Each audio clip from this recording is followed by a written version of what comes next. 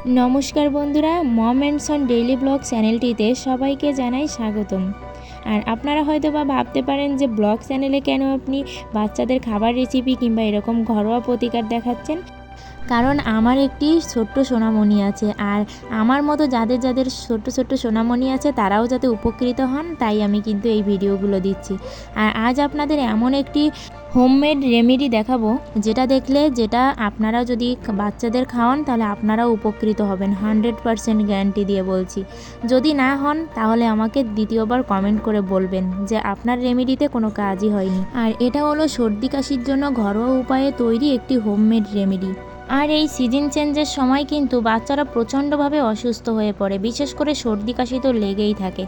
আমি যেরকম আমার বাচ্চাকে নিয়ে এই অসুবিধাতে পড়ি। আর এটা যদি আপনারা সর্দি কাশি শুরুতে দিতে পারেন তাহলে 100% গ্যারান্টি দিয়ে বলছি আপনাদের ডক্টর দেখানো লাগবে না, বাচ্চাকে ওষুধ খাওয়ানো লাগবে না। এবার চলে যাই মূল রেসিপিতে। আর এখানে আমি নিয়েছি 12টা কি 15টার মতো তুলসী পাতা, আর এখানে এইটুকু পরিমাণে আদা কুচি নিয়েছি, আর নিয়েছি 1 চিমটি হলুদ, আর এখানে নিয়েছি আমি মধু। আর আপনারা চেষ্টা করবেন খাঁটি মধু নেওয়ার। আর আপনারা কিন্তু এখানে তুলসী পাতার গুঁড়োও ব্যবহার করতে পারেন।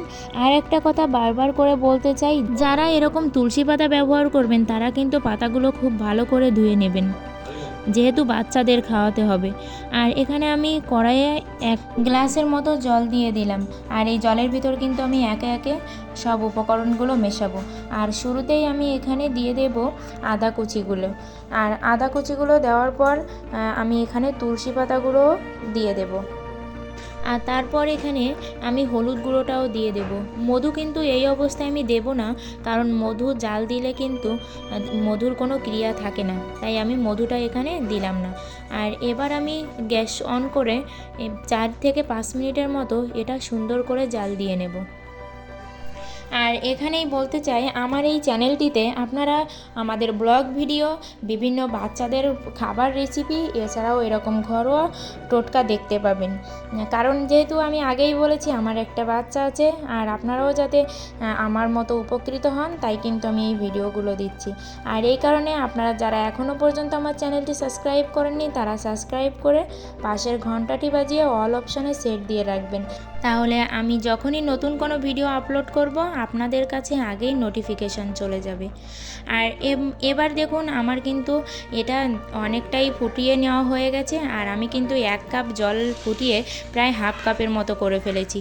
আর তারপর এটা আমি এখানে একটা ছাঁকনির সাহায্যে সুন্দর করে এখানে জলটাকে সেঁকে নেব।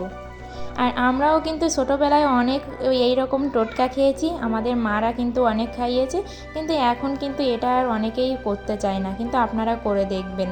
যদি উপকৃত না হন তাহলে বললাম কমেন্ট করে আমাকে বলবেন।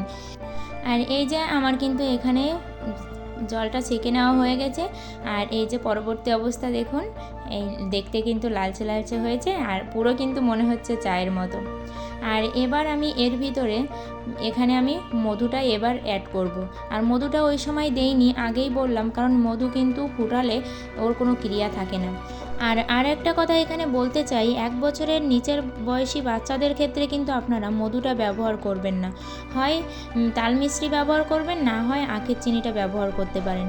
আর এখানে যেহেতু আমার বাচ্চার বয়স 1 বছরের বেশি, তাই কিন্তু আমি এখানে মধুটা ব্যবহার করলাম। আর এভাবে আপনারা প্রতিদিন বাচ্চাকে 2 থেকে 3 বার খাওয়াবেন, আপনারা 100% উপকৃত হবেন, যেরকম আমি কিন্তু উপকৃত হয়েছি। আমি কিন্তু এখন একটু সর্দি কাশিতে বাচ্চাকে কখনোই ডক্টরের কাছে নিয়ে যাই না, এভাবে ঘরোয়া উপায়ে ট্রিটমেন্ট দিই। ভিডিওটি ভালো লাগলে একটা লাইক দিবেন, আর প্লিজ আপনারা আপনাদের মতামত জানাবেন যে এই হোমমেড রেডিমেডি আপনাদের কেমন লাগলো। তাহলে সবাইকে টাটা।